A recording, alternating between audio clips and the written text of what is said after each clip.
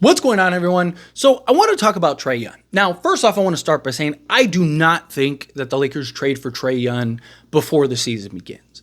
I think if they do trade for Trae Young, it is at the trade deadline, and it's because the Lakers are having their struggles, and it's kind of like, okay, well, let's see if, maybe we get another all-star type player, maybe we can kind of flip the switch, right? So if the Lakers are kind of fighting for a play-in spot or kind of in that area, if they're in like the top like 4 to 5 range, I think the Lakers will just kind of keep it pushing, maybe kind of upgrade around the edges slightly, but I don't think that they'll make that big splash trade. However, I do think like if the Lakers are struggling and things aren't going well, right, it's kind of like, man, we should just get that impact player. Let's go get a guy like a Trae Young, right? I could see that potentially happening. And from the other side of things, right, like how patient is Trae willing to be? Now, there was a lot of talk for like the last 8 months, dating back to last season, of Trae Young going to Lakers. I mean, Kendrick Perkins on national television basically said Trae Young was going to the Lakers, and that didn't happen, right? Like, it wasn't like, oh, I believe, I think, it would be cool. No, he literally said he spoke to this person about him going to the Lakers. Now, he didn't name Trae Young by name, but he said and described a guy that sounded exactly like Trae Young. Everyone was like, oh, so Trae's going to Lakers. And it made sense. Atlanta was really contemplating trading guys and moving guys off. Trae Young had talked about heavily, that he doesn't want to go through a rebuild. He doesn't want to be this bottom feeding team. He wants to win. He wants to win ASAP. Yes, he's still very young, but you go through 3, 4, 5 year rebuild before you're a contender. Right now he's 30, right? So he's looking at it as like, I want this sooner rather than later. But right now it appears he's willing to be patient. Now, maybe that's because he had no real market. There were no real inquiries based on reports for Trae Young. Teams weren't lining up to go get Trae, which makes sense. I mean, one, how many teams need a player like Trae? Two, you could argue even the Lakers, the fit with him and LeBron. Like, if we didn't have LeBron, I would be screaming to go get Trae Young. But him and LeBron might be a little iffy, but JJ Redick wants LeBron to play more off ball. So Trae could make some sense in that regard as being the primary ball handler and playmaker. Trae is also a guy that averaged 26 points, just a hair under 11 assists on 43, 37, and 86 splits. Was an all-star. He is the first player to average 25 and 10 since LeBron in 2020 when the Lakers won the championship. And LeBron played point guard. Lo and behold. Also another kind of concern with Trae is just the type of offense that JJ Redick wants to run. Trae Young is one of the highest usage players ever. He is. He's one of the highest usage players there are. And so would he be more willing to kind of play in that free flowing, type of action offense rather than him kind of just distributing and doing everything, right? There are probably going to be times where JJ's like, hey, just do what you do, and he's just kind of making the plays and wheeling and dealing, right? But there also are going to be times where, he needs to play and operate within the offense. However, that isn't, if he's willing to buy into that, he is actually one of the better players in that, kind of Steph role. Obviously, he's not Steph Curry, but he's not that far off. Shooting-wise, he can kind of be hot and cold at times, but he's had seasons where he shot 55% on catch and shoot threes and off the move, right? So if he can kind of get back into that, playing alongside LeBron, playing alongside Anthony Davis, I think if Trae Young is available, one, because that's the big key, right? Is Trae eventually available? I think if Atlanta is just terrible, right, and Trae is just kind of I'm overexerting myself for nothing. I got all these young guys on my team. They're clearly trying to rebuild. Get me out of here. I think come the trade deadline, if the Lakers are not what they want to be, and there is this level of desperation, I can see that potentially being done. I could see that potentially. Now, I still would probably prefer Zach LaVine over Trae. I think long-term, Trae makes all the sense in the world, right? Because when LeBron retires, whenever that is, Trae and Anthony Davis give you the foundation going forward, right? You got your two stars. Anthony Davis would be the best player Trae's ever played with. And he's done a really good job of making guys like, Clint Capella and some of these other centers just look really good. Where Anthony Davis, imagine that pick and roll, and oh my man, that'd be tough. So I do like the idea of trade, but I think that there are so many factors that need to go into place. But I think it's odd that like the time came, right? Because there was all this talk, all this noise about trade to the Lakers, trade the Lakers, trade the Lakers, trade the Lakers. And then like the time came and it was just like flatline, right? Like nothing. It was like the Lakers aren't even interested. Lakers haven't even touched base on it. Now, could that be that the Lakers know like he's going to be there?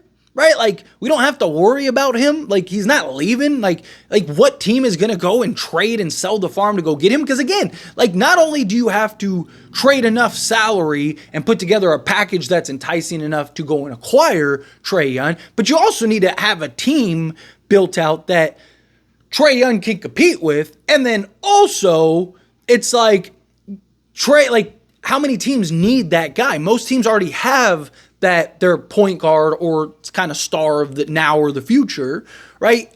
And it's just like, Trae doesn't fit alongside like a DeJounte Murray or something like that from what we saw. So it's just like, but at the same breath, it's like, okay, it's a big difference when you have to play off ball to DeJounte Murray when you're Trae Young and you're looking at it as like, I'm better. Right, I'm the better player, so like, why would I play off ball? So then DeJounte Murray's ball. It's another thing when you're Trae Young and you're playing alongside LeBron James, and it's like, okay, if there's anybody in the league that's better than me at this, it's him, right? So, all right, like, fine, I'll buy in, and then when he departs, boom, now I get to take over. Now it's my thing. Also, I think Trae would want to be with the Lakers over most of these teams, just based on the word that's out there. But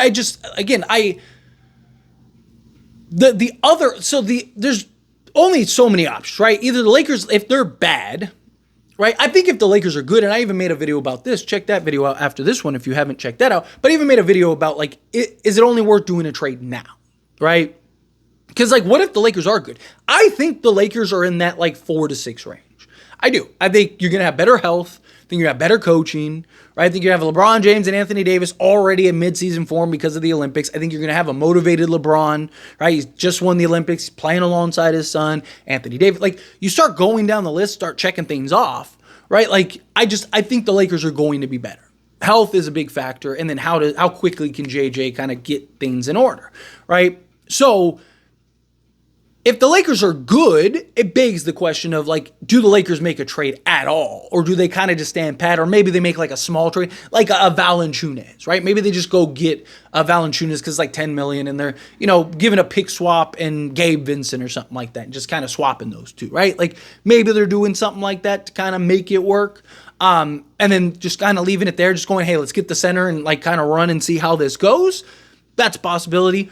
But the other question is like, if the Lakers aren't good and you're in this position where it's like, you're kind of in this place of desperation, do you go and sell the farm for Jeremy Grant and like a Bruce Brown or something like that? Or do you just say, let's go get that real ceiling raiser and Trae, right? We get Trae, we get that other star for now in the future, right? Like Trae is the highest ceiling raiser, right? If it works. If not, like let's say we don't win this year, then now we have Trae, LeBron, and Anthony Davis, and we can kind of retool. LeBron can restructure his contract, kind of make things work and make things fit if he needs to, right? Like, I do think that there is that desperation trade, which Trae would be that, right? Like, unless you're getting Trae for essentially free, and Atlanta's like, please just take Trae off our hands, which I don't see that happening. It would be a sort of desperation style trade. The other option is you just kind of salary dump, right? Like if the Lakers are bad and it's not going the way that you want to, do you go and trade for guys like a Clint Capella, right, who's on a $20 million expiring, and maybe go trade for a Bruce Brown who's on a $20 million expiring, and you kind of just unload Gabe Vincent and Rui and all these guys, and basically now you go into the offseason and you have all this money with several stars potentially available, and now you make that move and you go try to make the push for a star, right? And maybe you go, or maybe you work out some, maybe you save just enough to go get a Steph, something if the Warriors are bad, right? Like that's really the only like 3 paths, right? You either stand pat, you do the desperation trade, or you do the salary dump trade to kind of retool and put yourself in a position to contend the following season and go get that other star. But if you go get that other star, like, what star is that? Who is actually available? Does it make sense, right? Is it a piece for just right now, or is it a piece long term, right? Like, where Trae is a guy that's a piece for now and he's a piece for long term. So you kind of kill 2 birds with 1 stone in that regard. And then, I mean, you could still make a move for like a Walker Kessler or something like that, right? So you could go get a Trae Young and then go trade whatever's left that you have for Walker Kessler. Because I also don't think you'd have to sell everything for Trae, right? Because it's like, who else is going to go get him, right? Who else is trading for him, right? Like, what team is offering a bunch of picks? Right, so you probably do like a bunch of pick swaps and stuff like that, like, unprotected first, 2 pick swaps, and then trade like, your young guys, boom, go get him, and then, can you then pivot and go trade for a Walker Kessler? It's just kind of a thought. But anyway, as always, this is a discussion, and I pass a question on you. Let me know your thoughts and opinions down in the comments below.